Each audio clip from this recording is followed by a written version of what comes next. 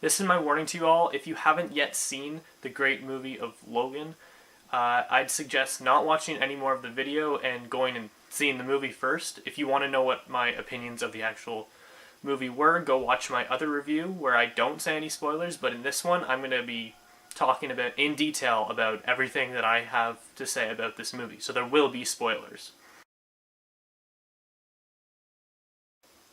So right away from the beginning we see that this movie is very different from all the other X-Men movies.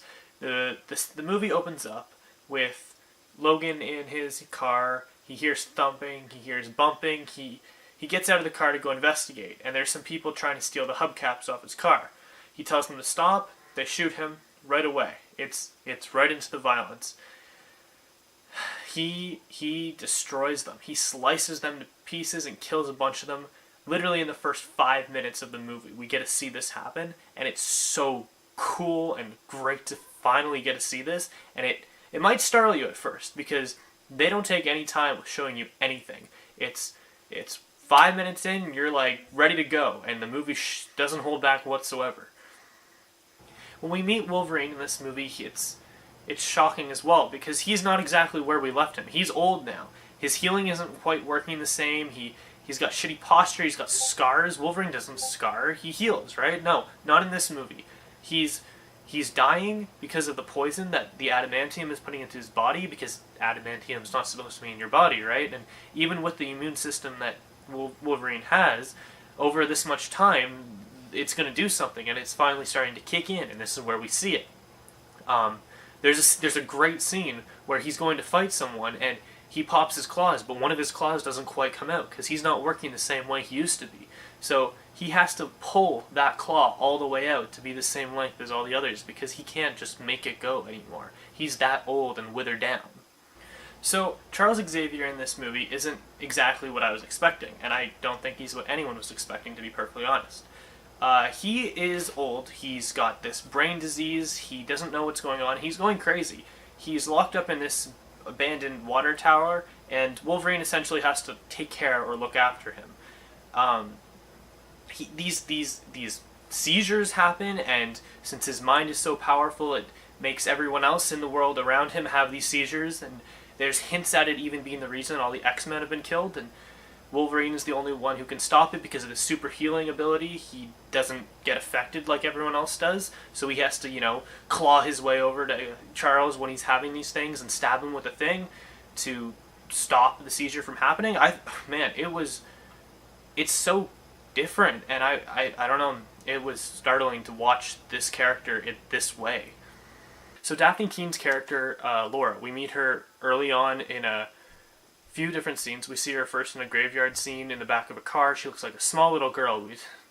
Man, the transformation in this character throughout the entire movie it's really something, because the first time we barely get to see her, and she looks young and small, and then we see her in that motel bouncing the ball, and she looks so young, innocent, like there's nothing going on there, and as the movie progresses, this girl here, man, she kicks ass. She kills so many people, and she doesn't hold back at all. And when we learn that she is a weapon, and she was, built in that lab to just kill, and you feel bad for these kids, right? Another thing that I thought was really well done in this movie is the character of Caliban, played by Stephen Merchant. He startled me at first. I wasn't sure when I saw him in the trailers. He didn't have a huge part, but he was there, so I was intrigued. And in the movie, he actually does a really cool job of portraying this character. Stephen Merchant's known for his comedy roles, and I think he brings a little bit of comedy into this movie with his little quips and quarrels with Logan. And I think they did a really good job with this character, and he impressed me. So when we first see Logan meet X-23, for real, right? Not just the scenes at the motel, which were good scenes, but when they first actually get together and she stows away in his car and gets back to the warehouse with them all, he's shocked and doesn't know what to do. He doesn't want this girl, but he's stuck with her now. And then those dudes in the vans roll up, right? And they start looking for her, and the two guys go in there looking for her, and you hear some screams, and she walks out, and she's carrying this, red thing, and we're all wondering, what is that? And then the screen cuts closer, and she throws it like a football, and what is it? It's the head of one of the guys. This movie is so perfectly gory. It's amazing. We see her walk up. She takes out her claws. Everyone looks. Wolverine is shocked. It's, I mean, the perfect reaction that could have been there. And the way Donald Pierce just says no, no, like she's a dog, right, or a pet. It's so good and done so well, and it's the character is so great. Now we fast forward a bit when they're in the casino, and we go back to the psychic shockwaves that we get from Professor X, or Charles's, his disease in his head, right, with his powers. There's that great scene of the casino. It's so good because we get to see Wolverine clawing his way through everybody, and everybody's stuck standing still. They can't move because of the seizure, and they just can't do anything about it, right? But he struggles and he claws his way down the hallway, like clawing into the walls, and the way he just walks up to all these people and just through the head on all of them, it's so great and badass. So a scene that I thought was actually kind of sad is the first time you realize that Professor X might have been the reason that a lot of the X-Men died. Because when they're leaving the casino scene, you hear on the radio in the car, the person mentions that just like the paralysis that was all in the casino, it was a very similar incident that happened way back years ago in Westchester, New York, which is the same place that Professor's School for Gifted Children was. And they mentioned that it may have killed some people. And later on in the movie, when Charles is confessing all the things he did in that bed, he mentions that he did something really bad, and he remembers it, and there are things that tie together, and that's what it sounds like happened. It's really actually awful. So the farm scene was great. Honestly, it was the best thing that we could have wanted from a scene like that. They're driving down the highway, there's a little bit of an accident, they go to help some people with their horses when they get loose, and the people are nice and invite them back over to dinner, and Charles insists that they go, and they do. And the scene is so great because in the midst of all this awfulness happening to everybody, you get to see them all sitting around this table laughing and telling jokes and making these snickering comments about things that happened to them without actually saying it. And it's such a heartwarming scene in the middle of all this awfulness going around in the world right now. The family obviously was having troubles when their water went out, and the dad looked worried that the water went out again and he didn't want to have to go out. So Wolverine went out with him. They went out, deal with the problem. These hillbillies came up and started threatening them. Wolverine stopped the issue, snapped the gun, smacked the guy in the face. They left. He told them to leave. They left. It was great. But, of course, it can't end happily for this family. The moment I saw them, I was like, this isn't going to end well. And, I mean, of course it didn't. It's actually a really tragic scene because it's also the death of Charles. And it's the scene Charles officially remembers. He's talking and he's actually confessing the things he did. He tells Logan that he remembers. And then, stab! Dead. And the look in his eyes, he looks betrayed, he's not sure what's going on, and you see him die, and all you see is Wolverine's face, and you're so shocked and startled at first. I thought it was a dream sequence. I didn't understand what was happening.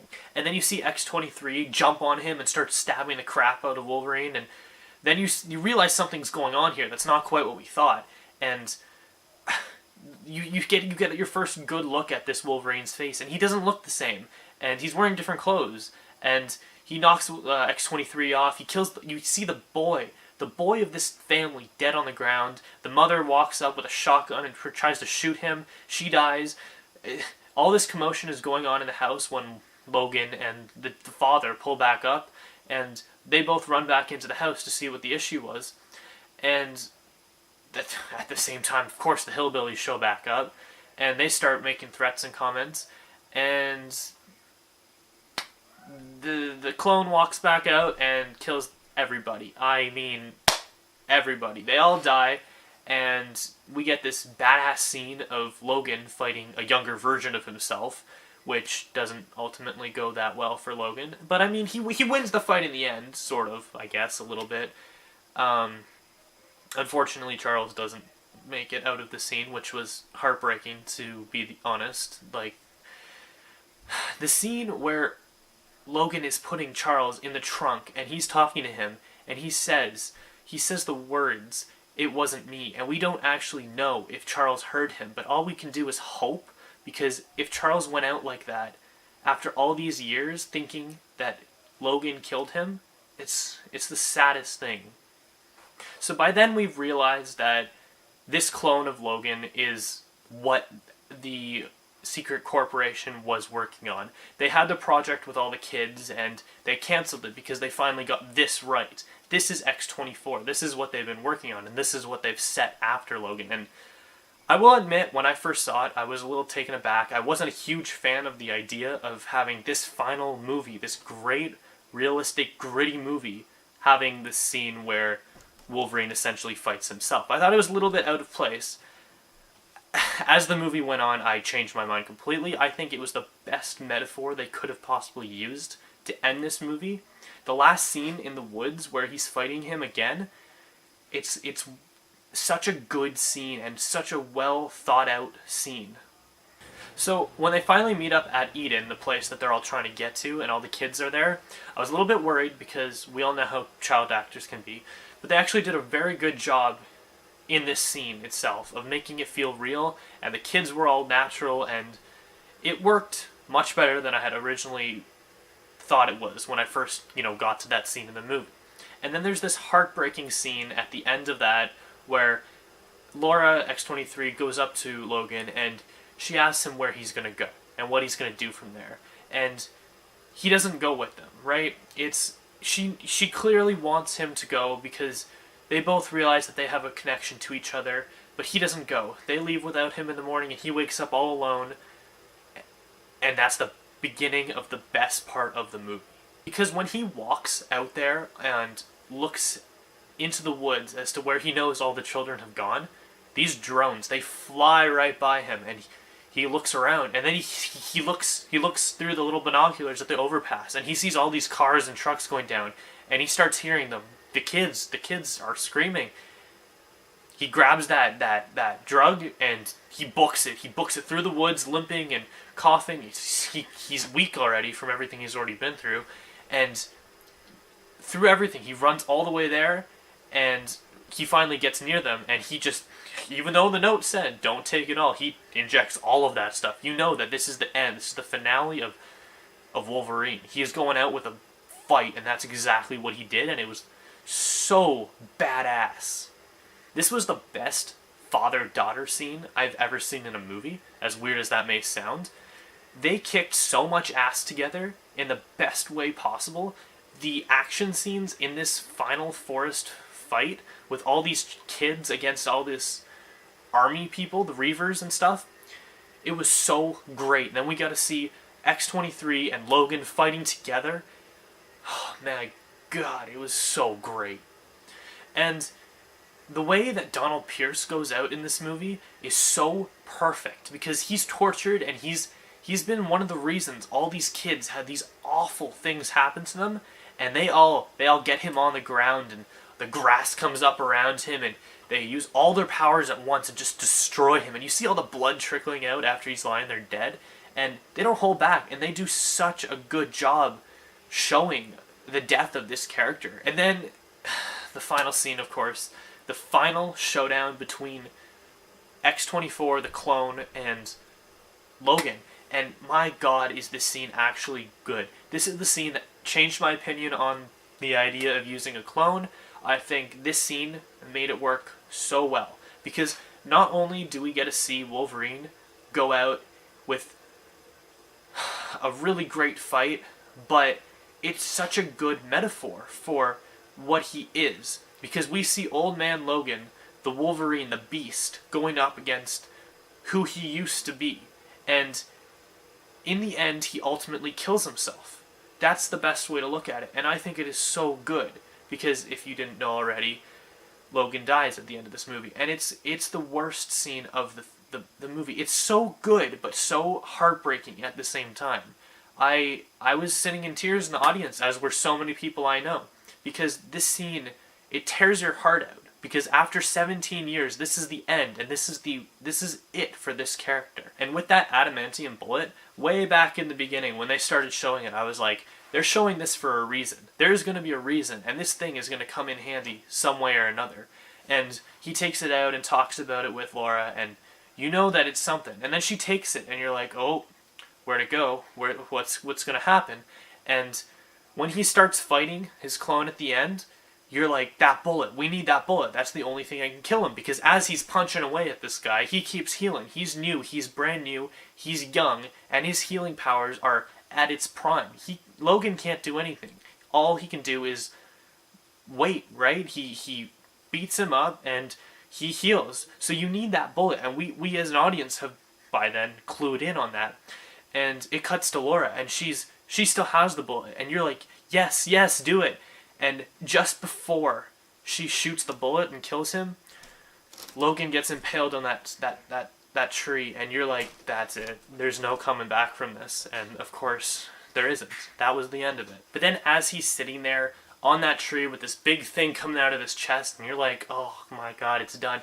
Where is Laura? She comes up, she picks up the gun with the adamantium bullet in it, and she just bang right in the head. And if you remember back in 2009, Wolverine Origins, I know, when Stryker shoots Wolverine in the head at the end to get rid of his memory, you just see the bullet go right in there, right in the forehead, just goes right in, boom, his brain. Oh no. This movie, this is what happens when you get shot in the head. They don't hold back. No, when she shoots that clone in the head, his head goes boom, it's gone. He falls over dead. She runs up to him, and it's the most touching father-daughter scene, and it's heartbreaking. My god. The last scene of this movie it's heart-wrenching. It's so sad because this character has never had a normal life. He's never felt human. He's been alive for so long that he's given up on all those human qualities and features. And as he's sitting there finally dying, and this little girl is crying, she's got tears, and she says daddy over and over in the saddest little voice, and his final words are, so this is what it feels like. And they could be interpreted different ways. It could be this is what it feels like to die, or this is what it feels like to be loved. No matter how you interpret those words, it's heartbreaking, and you feel awful for both Laura and Logan in this scene. It's beautiful and disastrous all at once. And then the ending, the final scene where they have the little funeral for him, and all the kids are gathered around it, and they're all saying things, and the little guy has that little toy of Wolverine in his suit. It's so great. I love that little toy. I thought that toy was such a good little touch. But as Laura's standing there saying everything, and then they have to move on, right? Because there could still be people, and they're so close to where they're going. So they leave, and all the kids start to walk away, and it's just Laura left. She goes back to the cross that they had planted right there, and she picks it up, and as she just bends it over a little bit and makes it an X. And you just sit there and you think about everything we've had for the past 17 years with this Wolverine, and this is the end, and it's such a good send-off, and you're so sad and happy at the same time that this is how it happened, and this is the end of Logan. And then all the kids, they go off into the woods, and well, I mean, we're going to assume they make it across the border, but it doesn't really clarify. It leaves that open. The screen cuts black, and everyone is sitting there in shock. Like, I did not move for a few minutes after watching this movie because I had to just sit there and appreciate what I had just watched, because it was really a piece of art and something that needs to be appreciated by everybody. I really like the way they ended it because I think it leaves it open for anything they do in the future, because all these young little mutants, right, they've made it. There's no one stopping them. They're going to make it to where they are going, and this opens so many doors. Not necessarily doors that need to be opened now. I don't want anything to be rushed, but a couple of years down the line, we can see the New Mutants in action now, led by X-23, and a solo movie or a New Mutants movie with her in it would be so badass, and I'm so happy that they ended it in such a way that that's what this will move into, because I think after seeing this, something I really, really don't want to see, at least for the next 10 years at least, is a new interpretation of Logan or Wolverine. I'm done with this character. I had 17 years of this character, and I think they ended it perfectly. I don't need any more of it. I'm satisfied and happy with what they did and where it went. I don't want any more of that. I want to see where Laura goes. I want all these little mutants, and I want to know what happens to them. I want that to be where they take this story. So those are my thoughts on Logan. That's everything I have to say right now. If you want to make any comments, feel free to talk about them down below, and I hope you enjoy, guys.